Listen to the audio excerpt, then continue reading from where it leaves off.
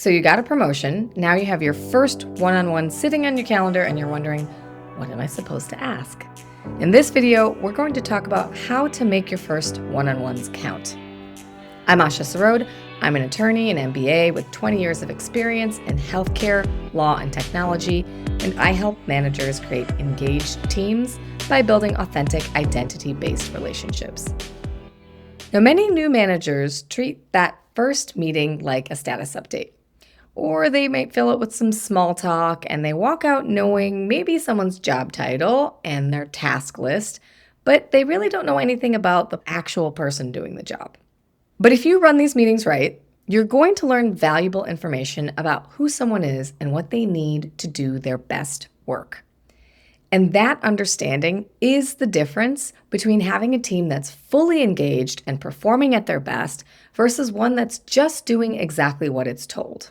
Here's a quick story about why those first meetings are so important. At one of my jobs at a tech startup, we had just hired a new COO. And I remember walking into our all-hands meeting, and I was expecting for her to give us, a little speech about who she was and then give us the rundown of her strategy on how she wanted the company to operate and maybe what she was planning on doing in the next 6 months, the typical introduction. But she really surprised us because what she actually did was ask every single person in the company, and it was a 50-person company, to schedule time to sit down and talk with her. And in each one of those one-on-one meetings, she did not ask us about work. She asked us about ourselves, who we were as people, what we liked to do, and how we felt about the company. And sure, we did talk a little bit about our roles, but in that meeting, she focused on us as people, and she wanted to know who we were as human beings, what we valued, and why.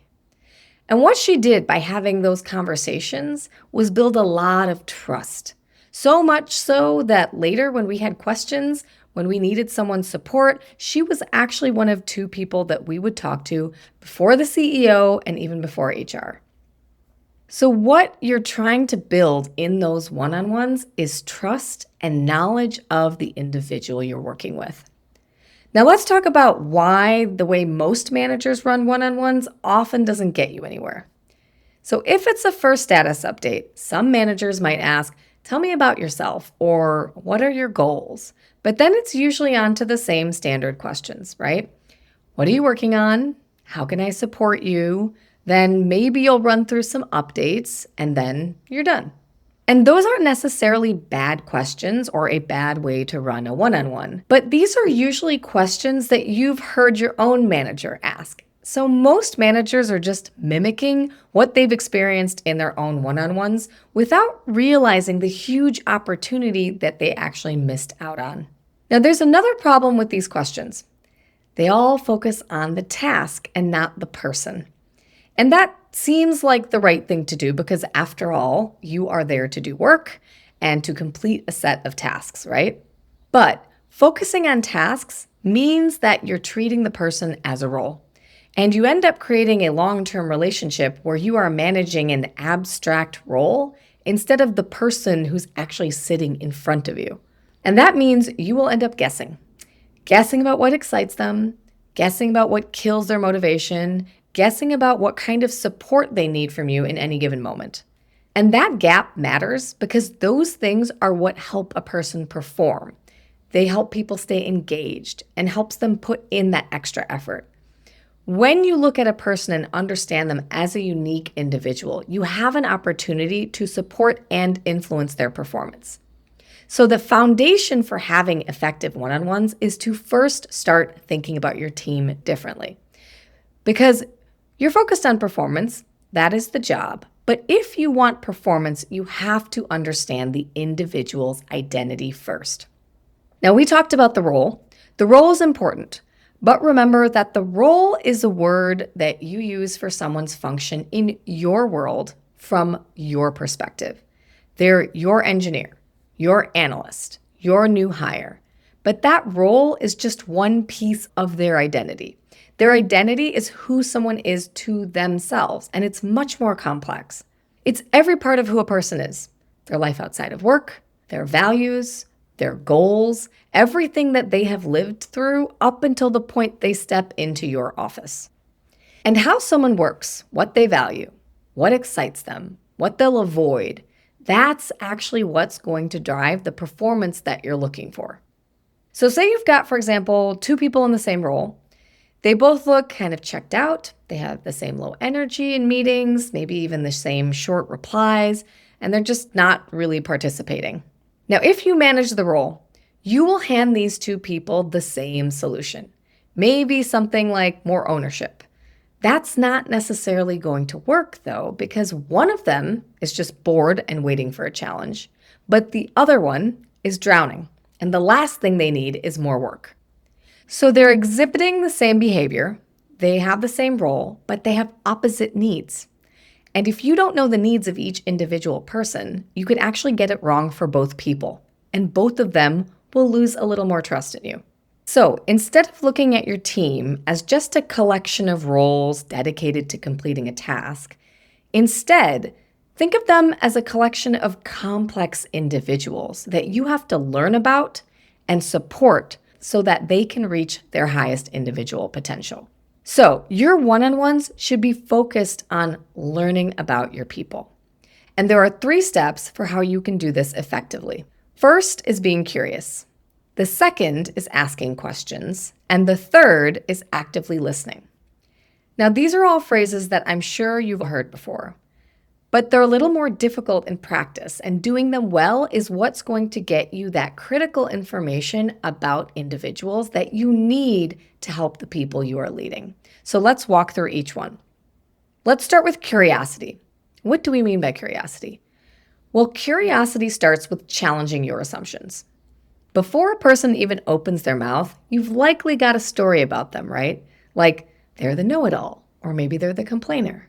Or maybe they're the person who's just always nice and bubbly, and in your mind, they're always going to be okay because there's nothing to worry about. Now, I want to be clear. I'm not asking you to never make an assumption about a person. It's human nature. We all do it. Assumptions aren't going to go away ever. But what is going to help you get to know a person better is treating the assumption like it's a hypothesis. So when you are meeting with someone, ask yourself if you are actively looking for information that proves your assumptions wrong, or whether you're just accepting them as truth. Because the more you hold tight to those assumptions, the less you'll be open to the actual content of what they are saying. In other words, that assumption subconsciously causes your mind to kind of hand wave away what that person is saying under this umbrella of, oh, it's just another complaint. But there might be real value in understanding what they are talking about. So truly being curious means that you're actively looking to change your mind and consider all the potential options available. Now, the second step is asking questions, and that means starting with feelings. Now, I know I said feelings, and I know that's kind of a dirty word in the workplace, but feelings are actually the first language we had before we learned a formal language. It's before we had words, and they're so important because you may not know someone's exact situation, but you're going to understand the feeling underneath, because at some point, we have all felt things like anxiety or shame or confusion, embarrassment, or frustration. And that means that feelings are the thing that create the greatest connection between you and that person. It's also going to help you discover a ton of information about that person. By naming a feeling, people are more easily able to identify the cause of that emotion. And as a manager, that's especially helpful because when you know the cause of negative emotions, that can lead to valuable opportunities to support that particular individual and their progress. And I should mention that feelings are more than just happy, sad, or angry. I know those are the common emotions that we're familiar with. I, at one point, was also guilty of just knowing a few emotions, but there are actually a very complex set of emotions that a person can have, and you can find a lot of them at a website called feelingswheel.com. It shows you this beautiful wheel with a set of many emotions that a person can choose from. And the reason that feelings wheel can be very useful is the more nuanced the emotion a person has, the more information you're going to get. Now, curiosity and feelings are only valuable if you're listening and trying to understand what's behind those words. And those are needs, which brings us to step 3, which is active listening. When people express their emotions, they often express a story. And that story oftentimes contains a need. There are many kinds of needs, simple needs like sleep and hunger. And yes, you will actually still have to deal with those as a manager because sometimes it's as simple as someone needs to catch up on some sleep to help their focus, or sometimes they need a bathroom break during a meeting. But there are more complex needs like friendship, respect, or even intellectual stimulation. Identifying needs is so valuable because by identifying the needs of individuals on your team, you'll be able to provide the specific support that they need to help them be more productive and motivated. So let's see how these 3 steps work together. You're in a one-on-one and you start by asking, how are you feeling today? And the person says, I'm annoyed. Now, the first step is to put aside any assumptions you might have about that person. So if you thought this person is a complainer, you might have to tell yourself, withhold that assumption and be curious about what they have to say. Then you're going to focus on asking questions. So you ask them, why are you annoyed?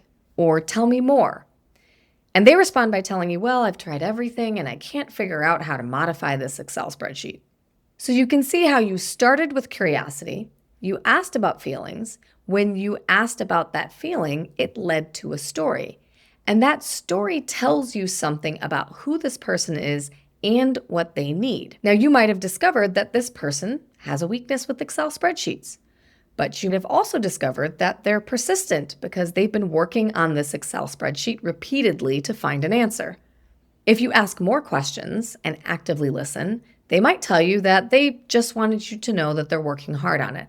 Now that signals that this person just needed validation for their persistence and hard work. So that is the need that underlies that story.